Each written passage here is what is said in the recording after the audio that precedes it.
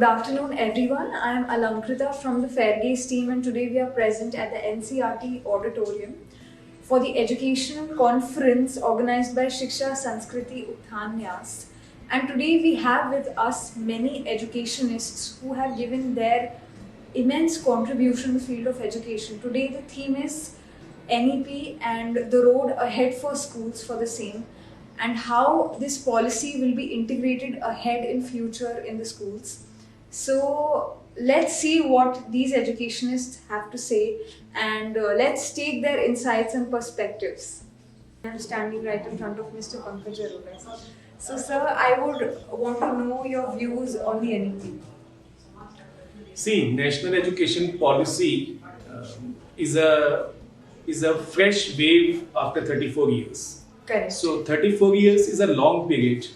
Like if not three, at least two generation passes in this 34 years time. A young man of 20 years become 54-year-old grandfather, grandmother.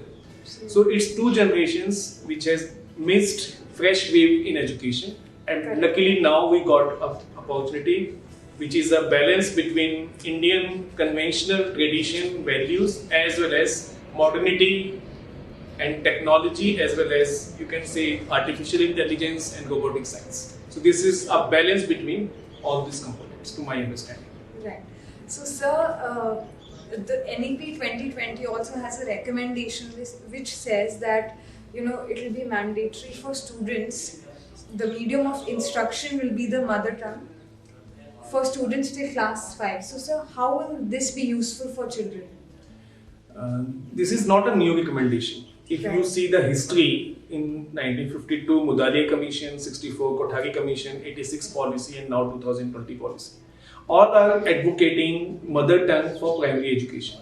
And this is not only a suggestion from academia, but from the psychologists, from learning theorists, everybody is suggesting that a learner who is very young, as you are suggesting, primary education. Correct. So a young learner should not be struggling unnecessarily to understand a foreign language, a language which is not spoken at his family, at his home, or in the neighborhood area. Right. So if I am getting some new concepts in my language, so without extra burden of another language, I can grasp it, I can adapt it and relate it with my local circumstances. Correct. So that is the merit in promoting primary, mother tongue and primary education. Right.